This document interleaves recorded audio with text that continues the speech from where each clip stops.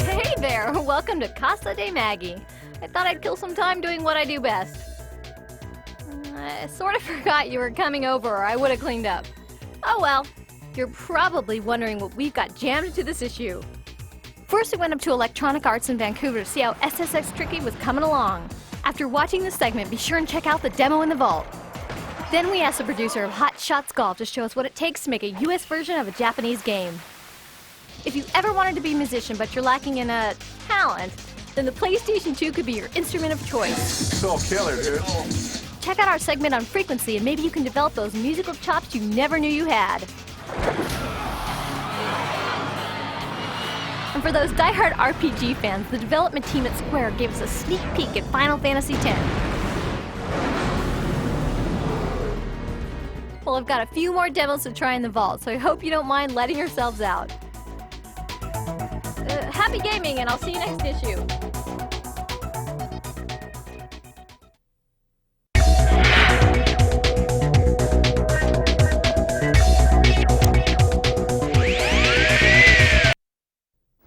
I chose to play the game. It didn't choose me. Sure, things weren't always easy. Friends, fighting, school, drugs. But the game taught me the fundamentals of life. Honesty, teamwork, trust. I knew drugs, even weed, would get in the way.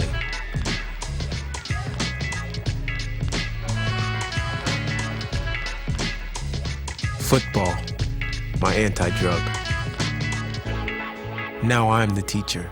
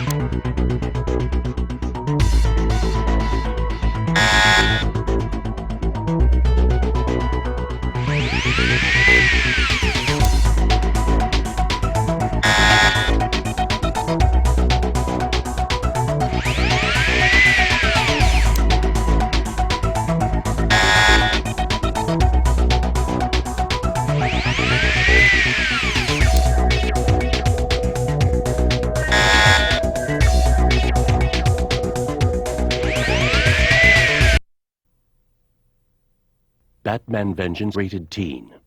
Takes a dive and then we string him up and drop him in the tree.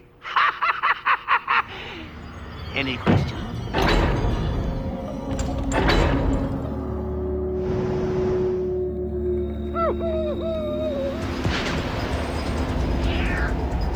In a city on the brink of chaos, where one evil falls, vengeance shall rise.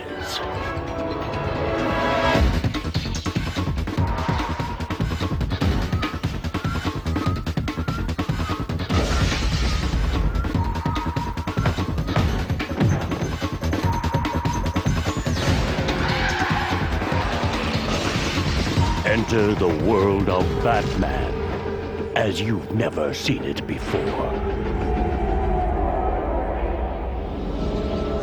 Hope is death.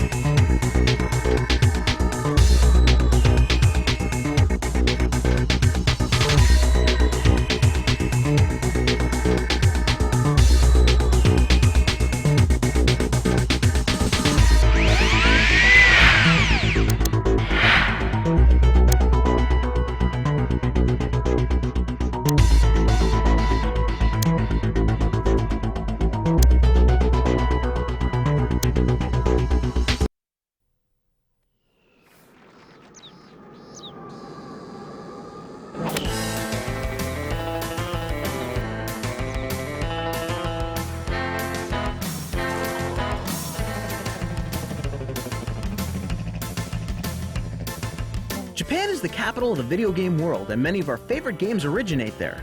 We wondered how a game makes the transition from Japan to North America. So we talked to Santa Monica Studios producer Taku Imasaki about the process of bringing Japan's most popular golf game to the US. Hot Shots Golf is originally made with the Japanese market in mind. It's a huge game in Japan. Therefore, it has the art style and the characters and everything on the game is very Japanese. So we realized that we had to do a lot to it to bring it over to the States. In addition to translating the text and voices, we have to come up with different art style for the characters. In Japan, the game has an art style that borrows heavily from Japanese animation called anime. Up till now, there have been lots of golfing games with realistic characters, and there are still such games. But that felt too much like a golfing simulator instead of a game. That may be fine for people who actually play golf, but gamers who have never golfed were finding it incredibly hard to enjoy. So for a game style that would be fun no matter who was playing it, we went for anime-style characters, not realistic.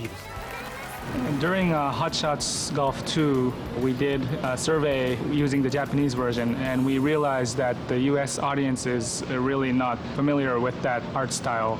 And we decided to come up with our own characters and replace the Japanese characters so it would appeal to a wider audience. We're going to do the same thing with Hot Shots Golf 3, and right now we're in the course of coming up with new wacky characters for the US market.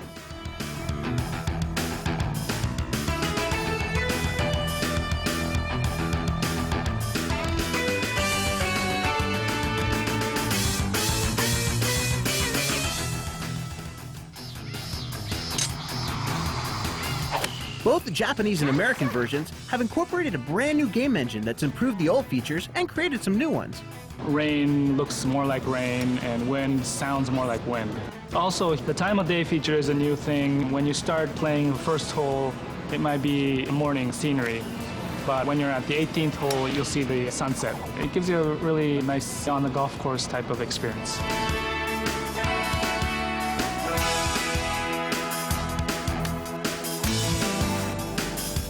It seems like there's an incredible amount of work that goes into bringing a Japanese game to the US. We wondered if Hot Shots was a typical localization. The degree of localization game, I would say, is much heavier than other localization titles. For instance, role-playing games are always just pure text translation. However, with games like Hot Shots Golf, the gameplay as well as the character appeal is the essence of the game. This game is huge in Japan, and I bet they have a much harder time creating a sequel that surpasses the previous series over there in Japan. But here, I know there are hardcore game fans that love this game. They're expecting something much better for Hot Shots 3, and my goal is to beat their expectations.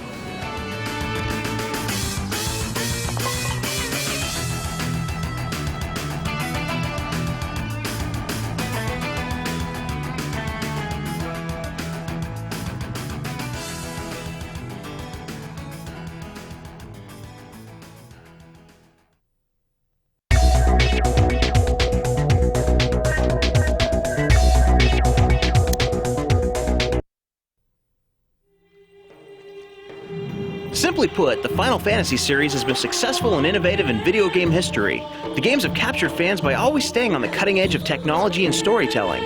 Final Fantasy X is no exception. As usual, the game has a completely new storyline and a new combat system. Recently, we went to Japan and talked to the team at Square about how they're keeping the series fresh.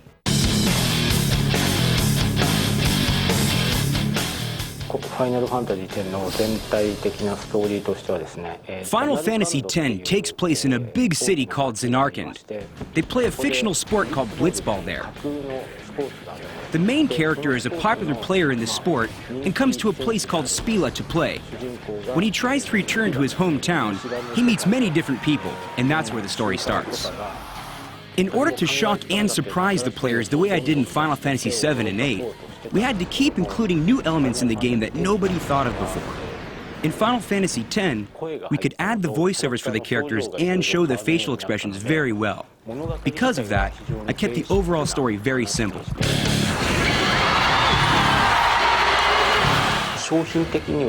For the theme of Final Fantasy X, all of us wanted to create something that other companies hadn't done. That was our main goal.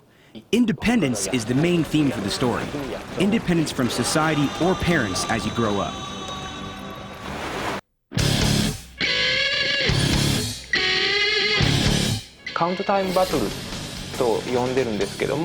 This time we're introducing the count time battle system instead of using active time battle, which we used in the previous games.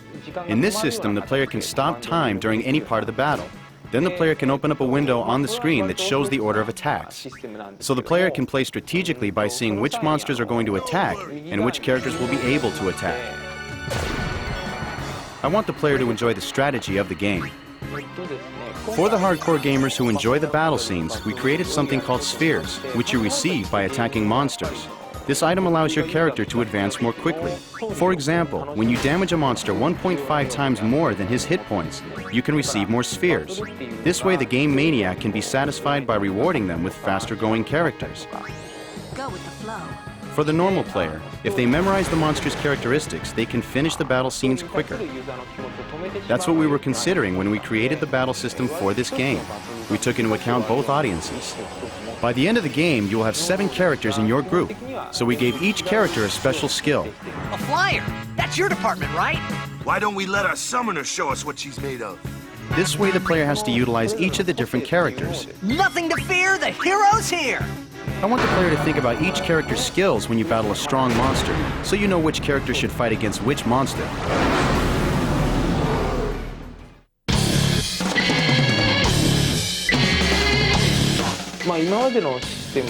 In previous Final Fantasy games, when you would summon a monster, they gave one special attack and then left. So they were usually like magic attacks. But this time when you summon a monster, they stick around and fight alongside you. Please, fight with us! The summoned monsters are very important for the storyline, so I thought that the player might enjoy seeing them in a scene.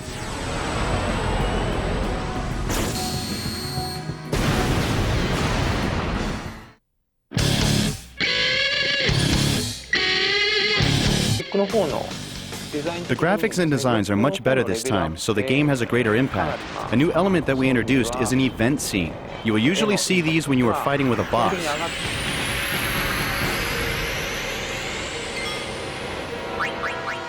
So for example, you can fight on top of a flying ship or the edge of a cliff. We use a special situation to start a battle scene so the surrounding elements become part of the battle. The graphics and the camera work will change depending on the situation. This gives the player a more cinematic feel.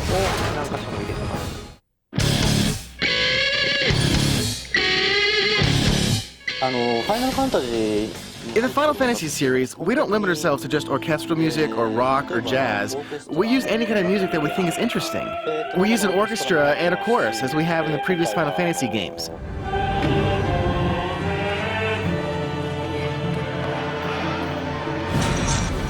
But this time, we also use some rock and roll sounds to give some scenes a harder edge.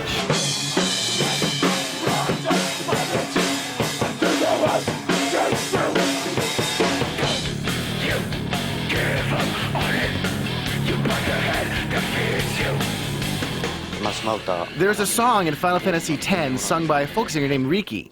She lives on an island south of Japan called Amami. We asked her to sing the main theme song in Final Fantasy X.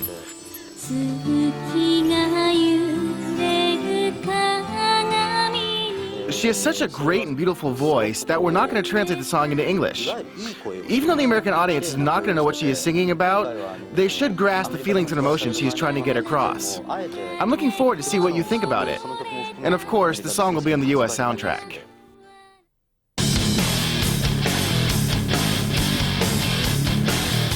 Right after finishing up production of Final Fantasy VIII, we had a meeting to discuss adding voiceovers to match the beautiful images we could create. Hey, not this way! Look.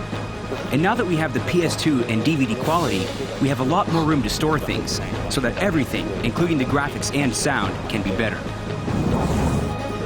We called it sin.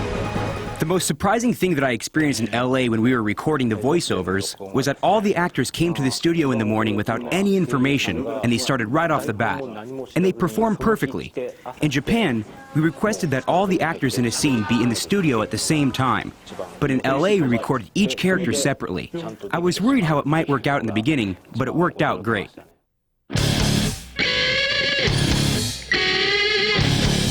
We have been using motion capture since Final Fantasy VIII. We didn't use it that much in Final Fantasy IX because the characters weren't designed to be lifelike. In Final Fantasy X, we used motion capture almost all the time to make the characters seem real.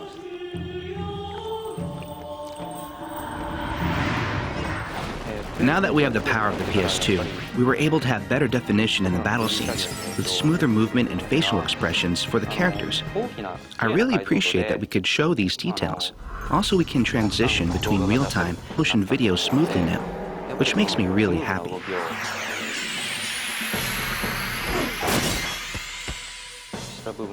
The most challenging part was, well, actually there were a lot of challenges, particularly getting the details of facial expressions and the movement of hair and clothing. The time it took for a scene depends on the complexity of that scene. The shortest time was 2 to 3 weeks. Most of the time, though, it takes about 1 or 2 months. The longest scene we rendered took about half a year. With all the work that's gone into it, Final Fantasy X is sure to blow away longtime fans of the series and new players alike. The Squaresoft team is excited about the game, and so are we. The story of Final Fantasy X is really interesting. So without giving anything away, I want to encourage all the fans of the series not to give up and play all the way to the end of the game. I think you will enjoy the ending.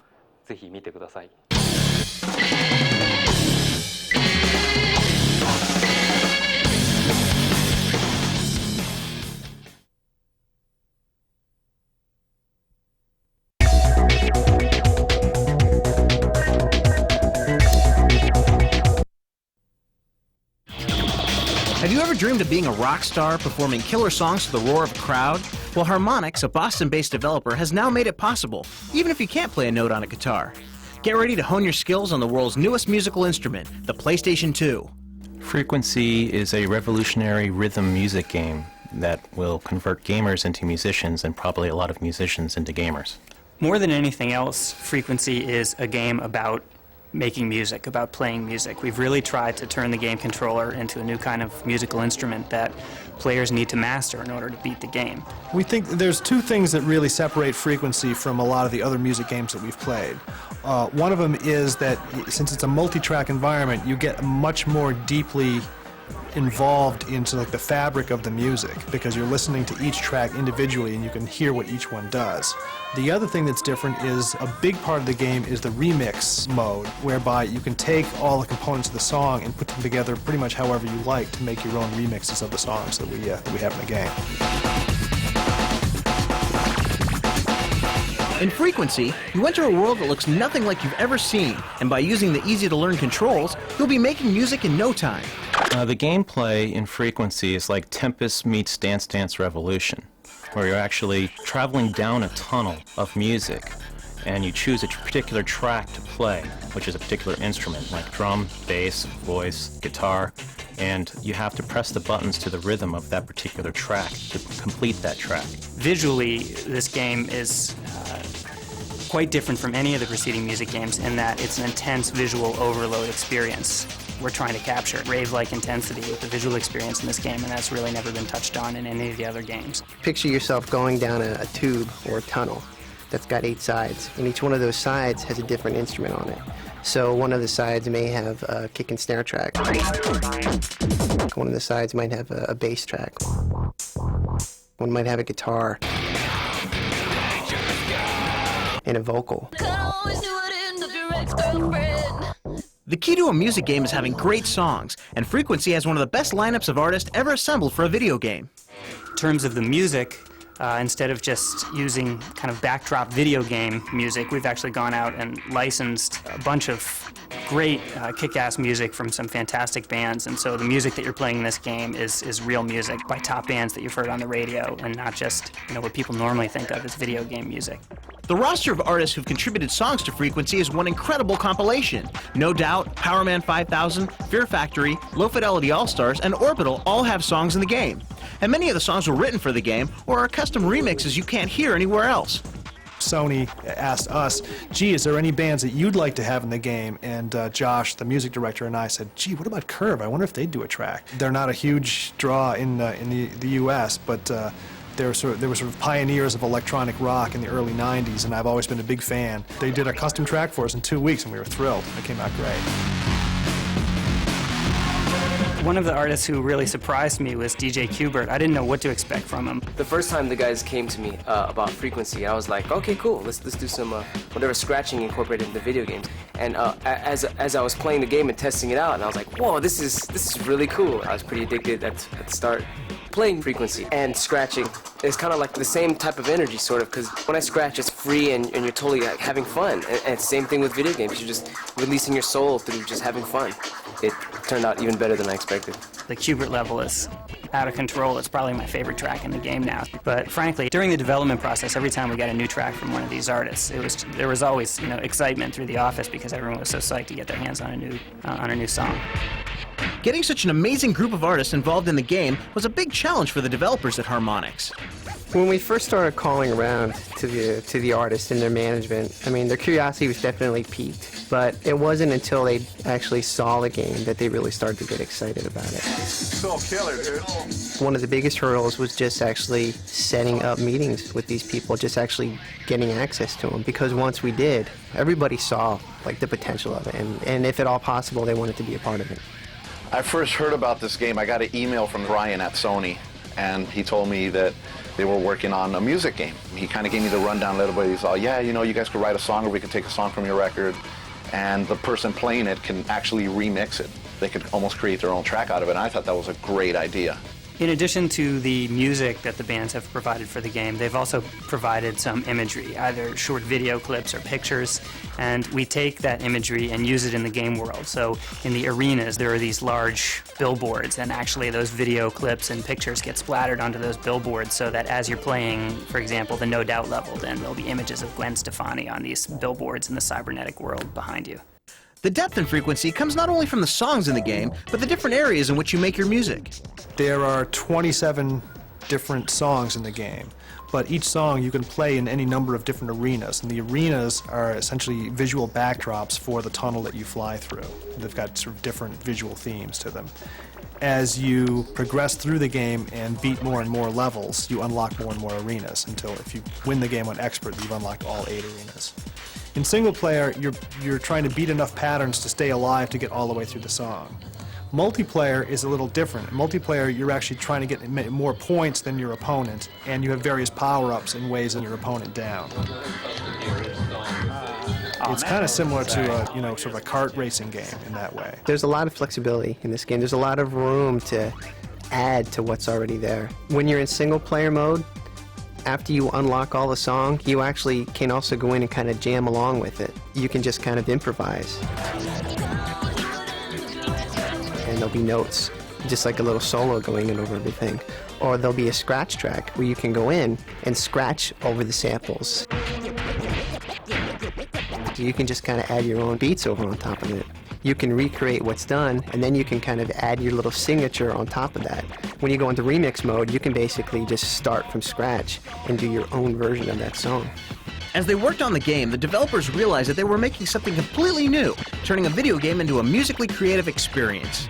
I think the idea behind Frequency from the developers was to give people who didn't necessarily have the time or the ability or the skills to write or produce music, to get the enjoyment of actually creating music. I think it's going to appeal to a lot of different people for that very reason, because everybody loves music. Everybody's cool loves music. One of the things we figured out was there's just millions and millions of kids with really good video game skills for which they get no real credit, but it's a real skill. So the high concept that we came up with was, hey, let's build a game that allows you to express yourself musically with a skill set that you already have, namely playing video games. So what we've really tried to do in this game is present an experience to the user which looks and feels like a video game, and they can use the skills that they already have as video gamers to get inside it and master it. But at its core, it's a game about making music, and they realize once they're into it that what they're really doing is not playing a video game so much as playing music.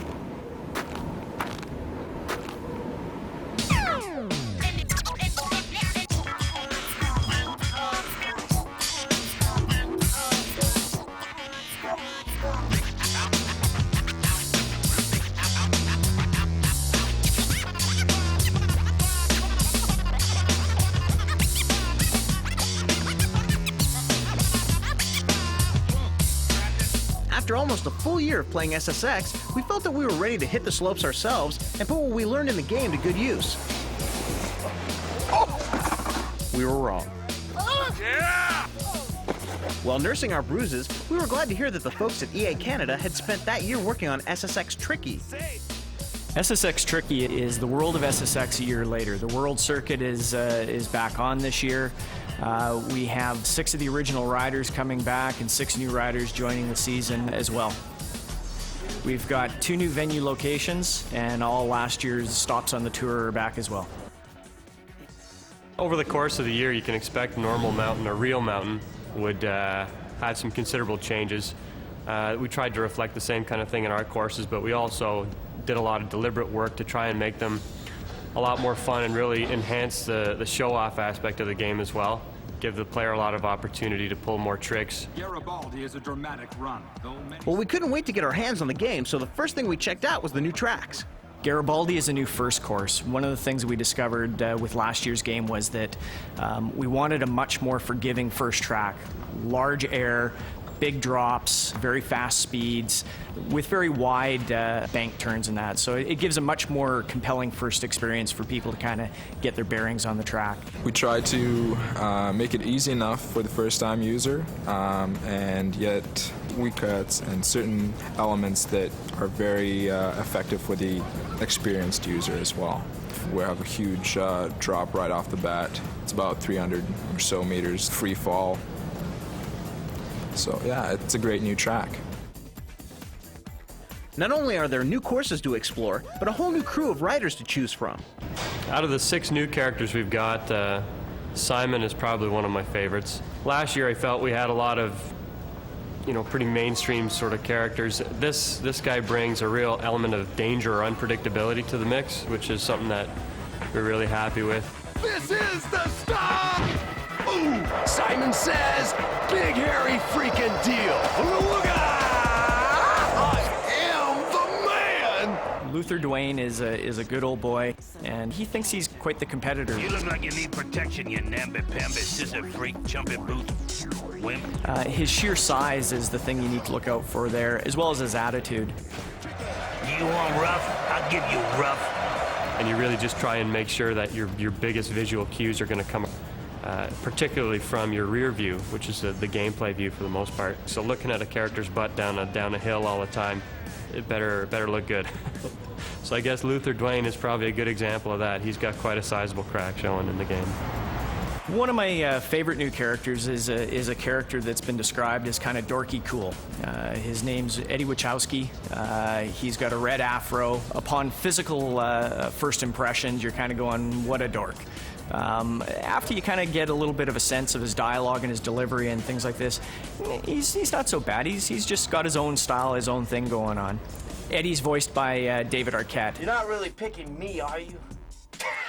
Just kidding! And that was a huge contributor to the overall sense of Eddie the character. That felt worse than it looked. Besides David Arquette, other celebrities that were involved in the game included Lucy Liu. This is gonna be very interesting. Billy Zane. Buddha, wax your way to victory. Oliver Platt.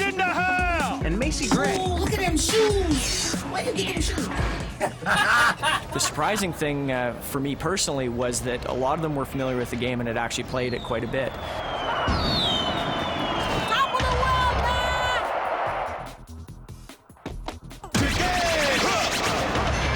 David Arquette was quite familiar with it. Macy Gray plays with her son.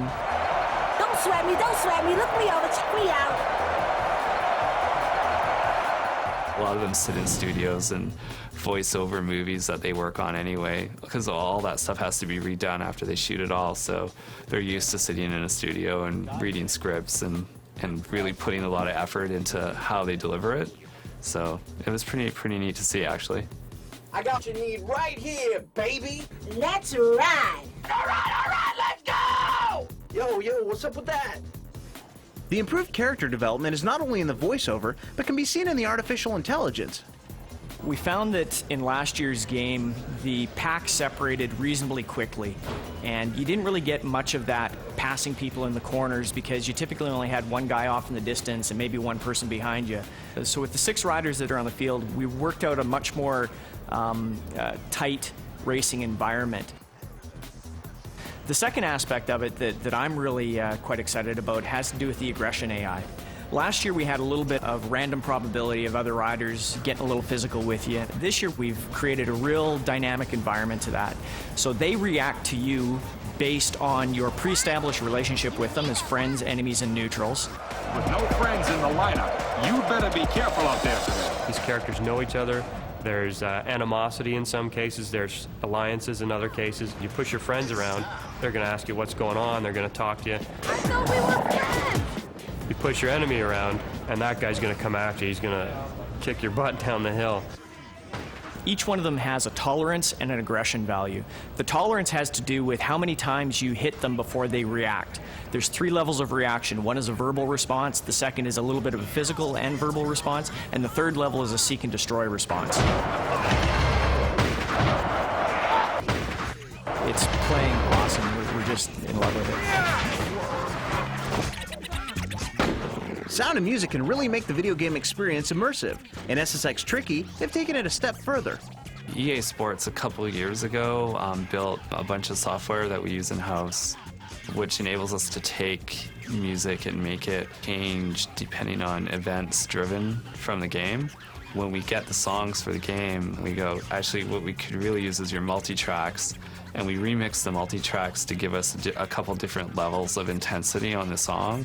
So the high level with the standard tune that you're hearing, but if you're boarding really bad, you might take out like a guitar riff or take the bass out, so it's just like drums. And so the software actually changes this all up like on the fly. So this interactive music software that we have is this like state of the art. I mean, it's changing the music every bar depending on how well you're doing. The interactive music is definitely cool, but what really makes you feel that you are in the game and not just playing it is the fact that the audio is in 4-channel surround sound. We spent a lot of time this year kind of sorting out how to do DTS surround. So what it does to the sound is you've got boarders coming in from behind you. They'll start talking at you and you can hear them coming up on your back, or if you hit something, it'll fly by you and sound like it's going by in full theater style sound. Once you start listening to DTS digital, it's really hard to go back to stereo because it sounds so good. It's really immersive, and it's like you're in the middle of the game.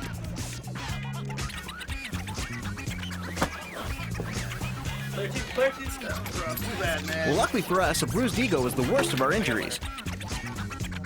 But at least we're in top physical condition for another winter on the SSX circuit.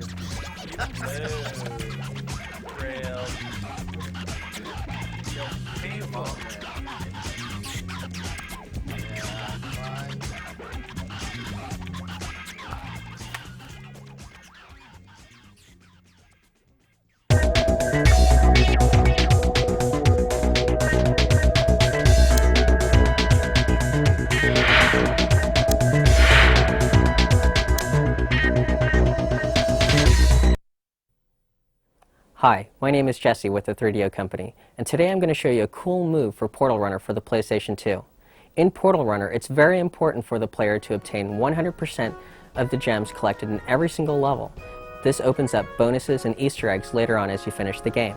Let me show you how. In many of the levels, it's not very evident where gems are. You can find gems just sitting out on the ground, just like this. However, if you collect all of them, you'll notice that it doesn't add up to 100%. However, there are certain things that you can do to find the secret areas that generate gems. In this level, there are 3 piñatas hanging in the air. Shoot every single one.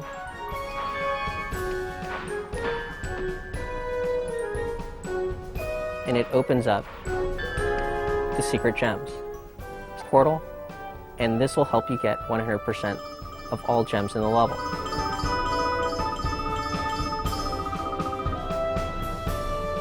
However, the key thing to remember throughout the whole game is that there are many things in each level that you can shoot, and it will generate secrets.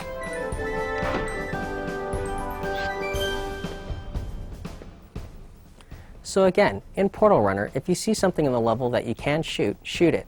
This will be helpful for you to get 100% of all gems collected within the level, and this will open up Easter eggs and bonuses later on in the game.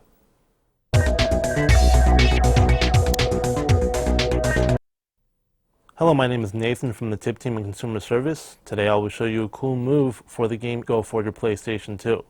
The problem we have here is getting across the large chasm by the giant windmill.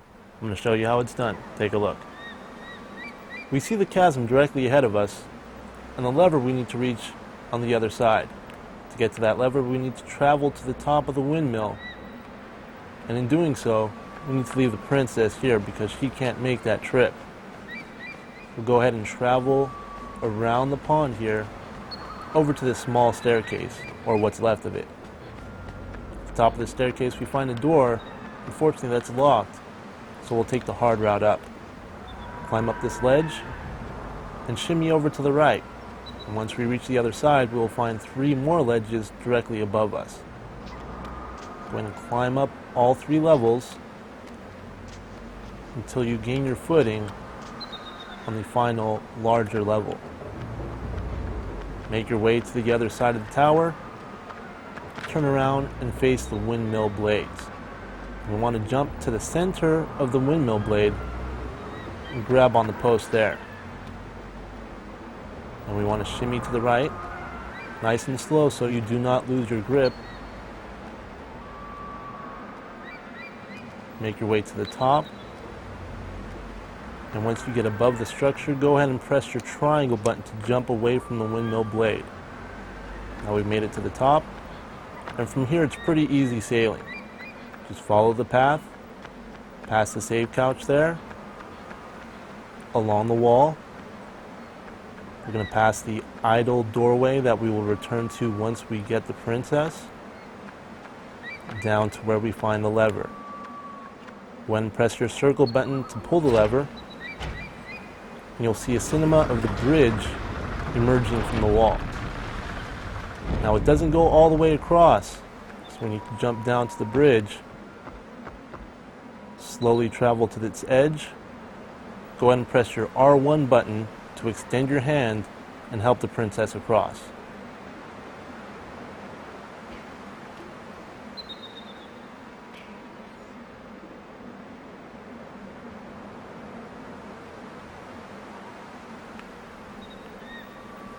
From there you can travel back to the idle doorway. The princess will work her magic, open the door, and you're one step closer to escaping the castle. Now that you've seen it done, go ahead and try it yourself. Good luck.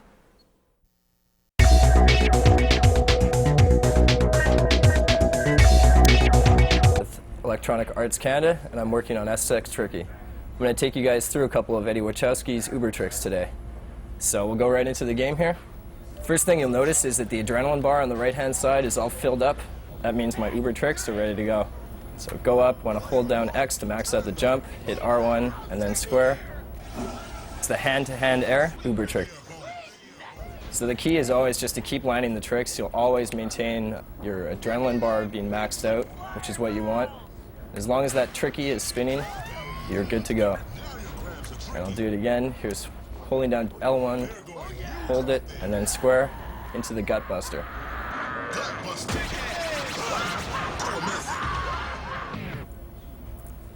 And that's the way to do sweet tricks in SSX Tricky. Enjoy.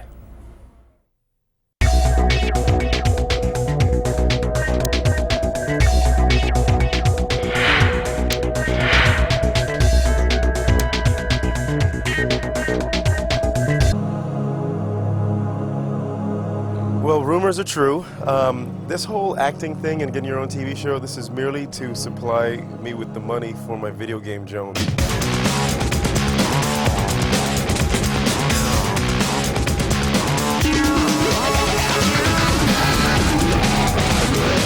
I'm not like, oh, I like Miss Pac-Man. No. Slam it, shoot it, power up, kill.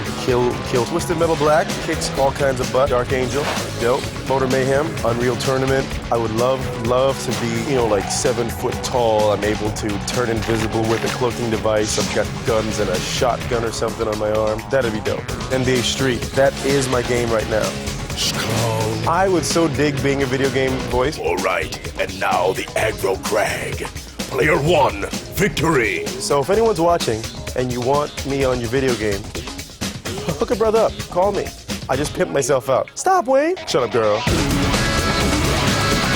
I mean, it's a horrible choice. It's like, tell me that I can't eat, but you give me $1 million. At that point, you know, just give me a burger and let's call it a day. Come on, Shaq, show him. Fake out, alley-oop super combo. I'm a huge geek. I've got nice clothes because of the show, but I'm a huge geek. I crown myself winner of the game. Thank you for playing, buddy. Watch the Wayne Brady Show.